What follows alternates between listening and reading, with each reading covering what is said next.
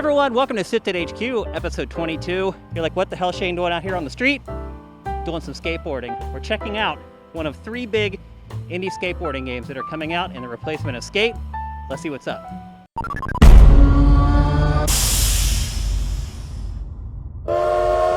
The Paper Mario series has tried to recapture the magic of the first few games several times, but it's mostly failed. The Origami King for Switch is the latest attempt, and while it inches a little closer to fans' expectations, there are still few crinkles in the page. We're here to iron them out and make the latest Paper Mario the best yet. Welcome back to Game Flip. The biggest blemish on this piece of art is the combat system timer. Solving puzzles can get some people worked up, but doing it under a time limit can be maddening.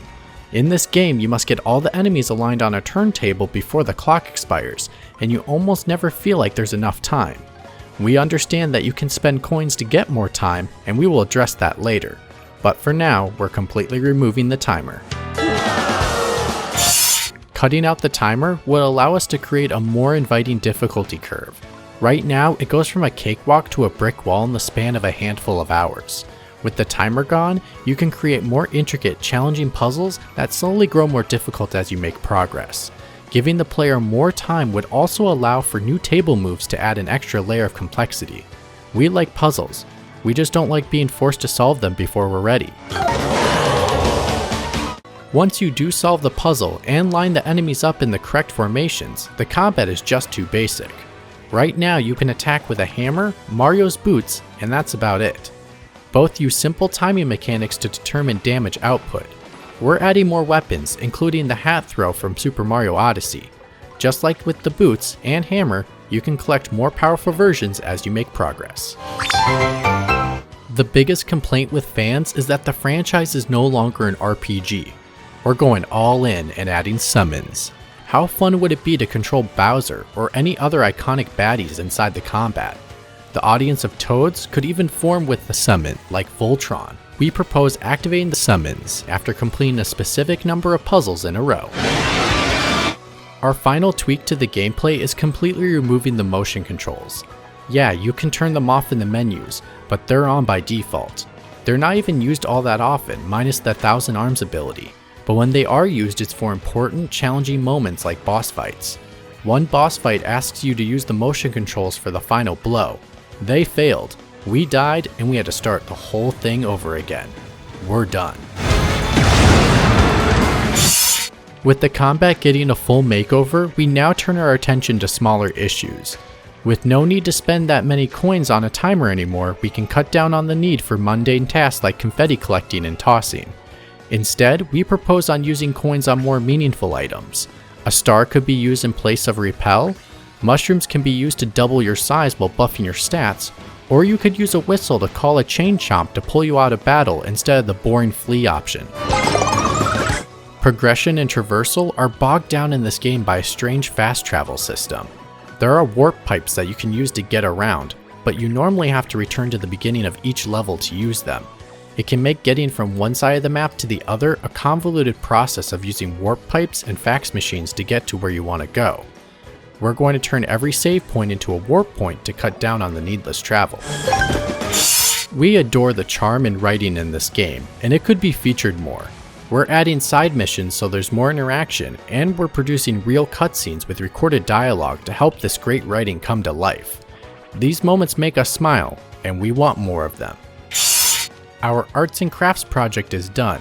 Paper Mario the Origami King is now fully renovated into a piece of art. Time to find another game to flip.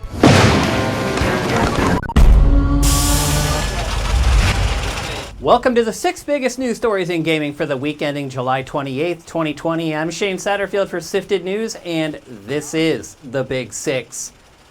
Microsoft finally unveiled its first-party lineup for Xbox Series X, and the response has not been encouraging. The first gameplay of Halo Infinite was shown, and overall, fans were disappointed with its look. Microsoft also clarified that some games will not play on older Xbox hardware. Game Pass is not coming to other platforms, and xCloud will be rolled into the Game Pass product. Overall, viewers were left underwhelmed by the presentation. If Microsoft hopes to dethrone Sony, missteps like this simply cannot happen. On the flip side, Sony seems to be playing all its cards right with the PlayStation 5. If you're not a fan of the black and white look of the console, reports this week suggest you shouldn't be worried. Images have surfaced showing the console's faceplates easily removed from the console, leading many to believe you'll be able to customize it like you did with Xbox 360 faceplates. Selling customized pieces of plastic instead of customized consoles should help Sony with its production woes. 75 million people watched The Witcher on Netflix, and now the streaming service is tripling down on the franchise. An animated series was already announced in addition to Season 2, and now a live-action prequel series has also been revealed. The show will not include Geralt as a character, so its prospects are somewhat limited. Netflix needs to be careful that it doesn't oversaturate the market, causing viewers to lose interest. Speaking of losing interest, that's what happened to viewers of the G4 gaming network before it folded back in 2014. It appears that the network is re-emerging in 2021 as a digital-only property. NBC Universal released a teaser trailer for the revival, and while it includes nods to X-Play and Attack of the Show, most of the former teams on those shows know nothing about it. As a former G4 employee, I am excited about the project. However, I'm a little concerned that no one I know is currently working on it. Since PlayStation Plus pared everything down to 2 games per month, people have been mostly unhappy. However, August is looking to fix that. Call of Duty Modern Warfare 2 Campaign Remastered just launched in November, and already we're getting it free on PlayStation Plus. The second game is Battle Royale racer Fall Guys. There's no word on Lee Majors' DLC. Rocket League went from a failed concept to esports superstar in the span of a year. From there, its developer was purchased by Epic Games, and now we know what Epic plans to do with it. The game will be going free to play before the end of the summer, and will be downloaded exclusively on Epic's Game Store after that. The Steam version will continue to work and get updated. However, once the game goes free to play, you'll no longer be able to download it from that service. There are a million ways that a game can leak. However, marketing deals are one of the least common. That's what happened this week when the next Call of Duty was revealed through Doritos packaging. It isn't the first time we've heard Call of Duty Black Ops Cold War. The title actually leaked a few weeks ago, but now we have official confirmation. The chip bag also hints that the game is coming in October, which is the normal window for its release. Another thing we know is that it's being helmed by Treyarch, our favorite Call of Duty developer. Alright, that's it for the Big Six, the 6 biggest news stories in gaming for the week ending July 28th, 2020. I'm Shane Satterfield for SIFTD News, and I'll see you in 7 days. Xbox Game Showcase went down this week, so we have an Xbox Series X-sized edition of Noobs. Fable from Playground Games was the industry's worst kept secret. First reports surfaced in January of 2018, and this week we get confirmation.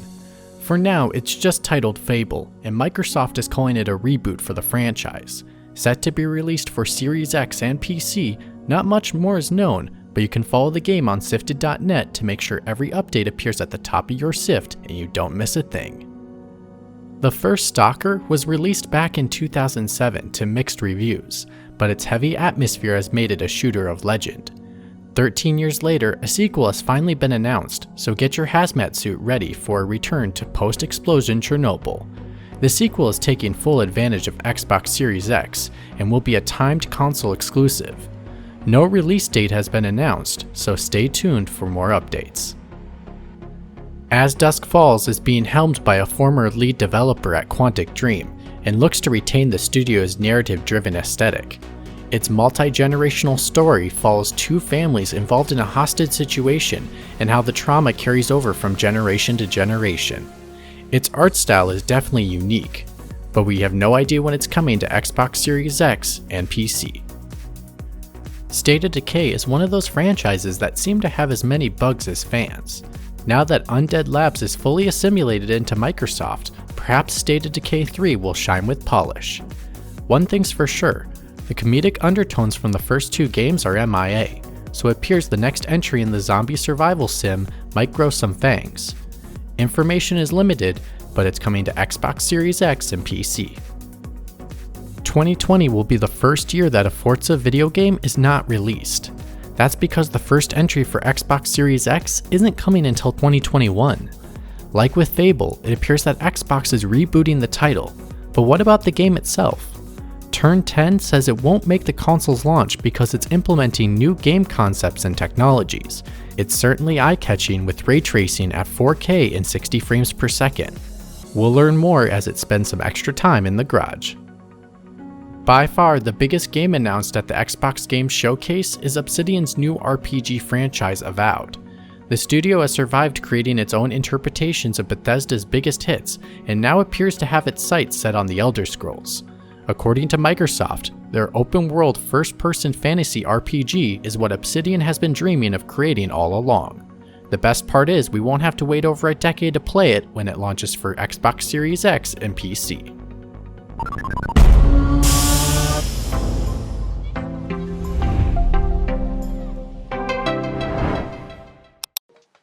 Session has been hailed as a spiritual successor to Skate ever since it was first announced. It's a hardcore skateboarding simulation that favors realism over just about everything else. When you're a real skater, you rarely wake up every morning with a plan.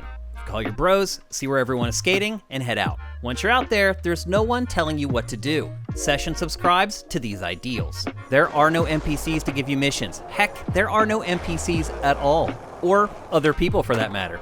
Instead, there's a list of daily and weekly challenges to complete, spread across the 4 main maps included in the game. Not that completing them earns you anything, there is no progression system in Session, and therefore, there's no scoring either.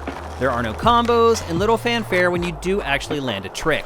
This aimless design will drive some people crazy, but again, it's realistic to the sport. There aren't really any modes either.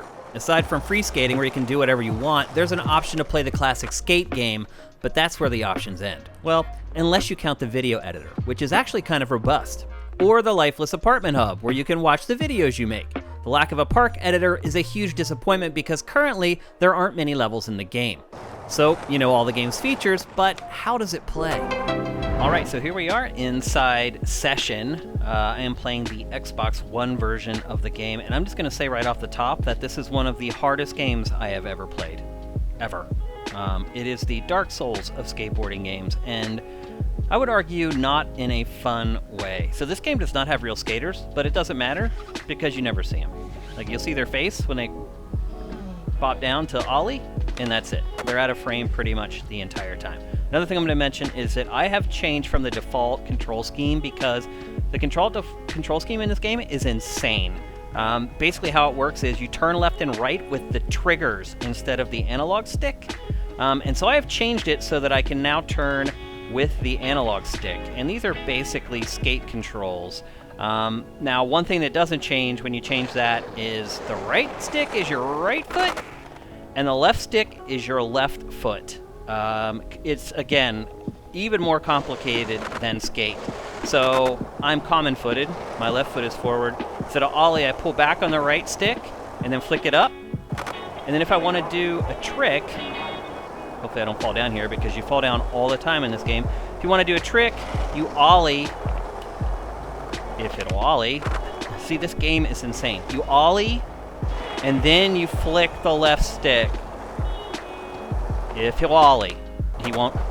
This game is infuriating. I have really reached the end of my rope with it. So anyway, that's the basics of the controls. Now the tricks, you have no idea how to do tricks in this game because they don't tell you how to do it. So it's a lot of luck, honestly. The other part of it is you have to preload your ollies way in advance. It's not even realistic, and this game is supposed to be realistic.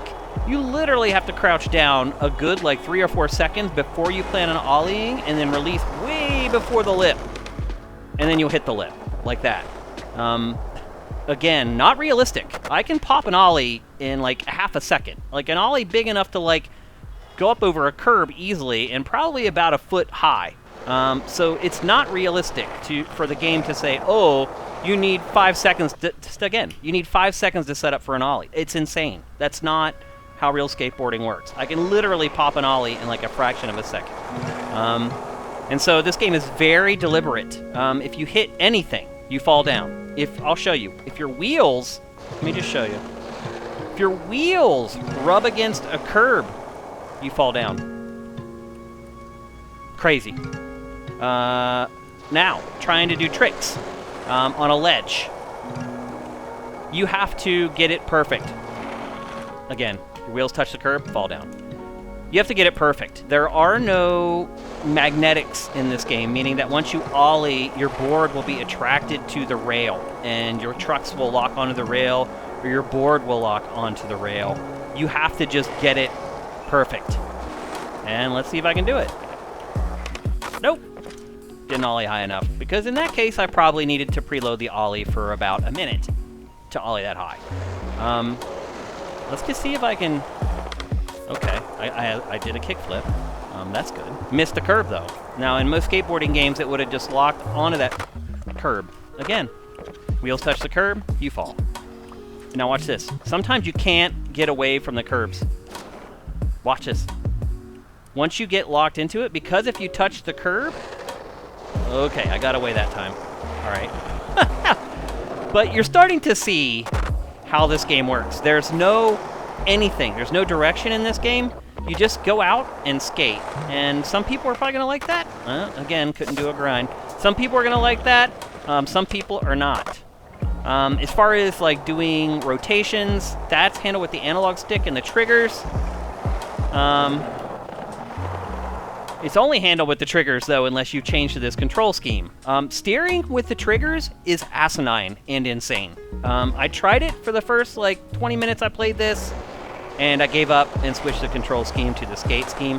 Now, to me, skate is too realistic. And this goes even farther, way farther. I would prefer something in between skate. And again, I'm sorry I'm just going back and forth in this area, but I'm just telling you that in this game... Oh, didn't ollie. Didn't ollie. I loaded that ollie for a good 4 seconds, just never ollied. Oh, there's a curve. Yep, so anyway, this game is infuriating. As a skater of over a decade, I have had zero fun with this game. I wouldn't say it's completely broken, because I think for the most part, it's working the way the developers... I can't ollie off of that ledge.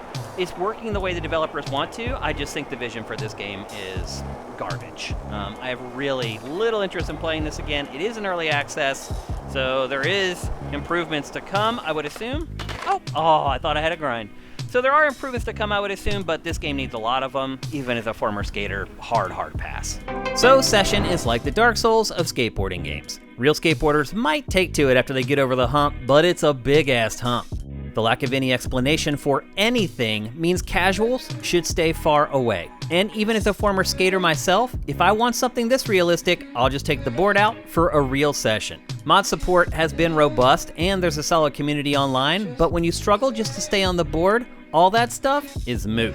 It's available now in early access on Xbox One and PC. With Turned Up Tuesday, we feed your cravings for new content with the best games, albums, movies, and TV shows for the upcoming week. PS4 and Switch fans are still tied up with Ghost of Tsushima and Paper Mario, and now Xbox owners have something to sink their teeth into as well. Obsidian was recently purchased by Microsoft and has been on a hell of a run. It released The Outer Worlds last October, and it's back again with Grounded. This first-person survival game is inspired by the 80s movie Honey, I Shrunk the Kids. You'll never look at your backyard the same way again. Build a shelter, create tools, and survive spiders the size of a Greyhound bus when it launches for Xbox One and PC today. Destroy All Humans was marginally successful when it launched way back in 2005, but that's enough to remaster a game these days, so it's been revived for PC, PS4, and Xbox One. This third-person shooter set in the 50s asks you to take human DNA to craft an assortment of weapons and psychic abilities. We could all use a few laughs right now, and this game will deliver them when it launches today. If there's one entertainment medium unaffected by the pandemic, it's music. The releases haven't stopped, and we've got a couple great picks this week. Remember the Psychedelic Furs? If you're under 30, you probably don't, but they were one of the seminal rock bands of the 80s with hits like Pretty in Pink and Heartbreak Beat. They're an alternative band that broke through to the mainstream, but they've been missing in action since 1991. 29 years later, we get Made of Rain, and it still manages to carry their signature sound. It's available on Friday. Speaking of revivals, there's yet another one this week, as Alanis Morissette releases her first studio album in 8 years. Called Such Pretty Forks in the Road, the singer-songwriter stays in her lane with a collection of emotional ballads written to stir unsettling feelings in the listener. It's not a fun record that will bring you out of your corona quagmire on Friday, but sometimes we need catharsis in tough times. The archives at Netflix and Disney Plus must be exceedingly deep, because they're the only 2 streaming services with steady new releases. According to Netflix, a whopping 45 million people watched the first season of The Umbrella Academy. By any standard, that's a huge hit, and season 2 is coming for a 10-episode run. The second season brings back the 7 siblings with strange abilities trying to stop the end of the world. Again. Critics have praised the first season for its stellar cast that includes Ellen Page. There's plenty of time to finish season 1 before Friday. If sci-fi isn't your thing, Beyoncé is releasing yet another visual album called Black is King. It's written, directed, and produced by the Queen Bee herself, and based on the music of The Lion King. She'll also release a complimentary album called The Gift that features songs from the soundtrack performed by a collection of Black musicians. With all the social strife going on right now, Friday is a perfect time to release this double pack of Bay. All right, that's it for SIFTD HQ, episode 22. Pretty bummed that session didn't end up being better than it is, but there are 2 more. So I'm going to hold out hope. The other 2 indie skateboarding games turn out a little bit better now. Here's an Easter egg for you. My deck is actually from Skate. I don't know if you can see it. I actually have another one in my closet that's never been used. This one's hardly been used. I just put this together not that long ago. But anyway, another cool little piece of stuff that I've collected through the years. Little sidebar for closet raiders there, I guess. But anyway, great exercise. I've actually been surprised at how out of breath I've been just skating around out here. But anyway, thank you guys for watching. We really work hard on this show, and we're glad that you guys like it, and we'll see you next week.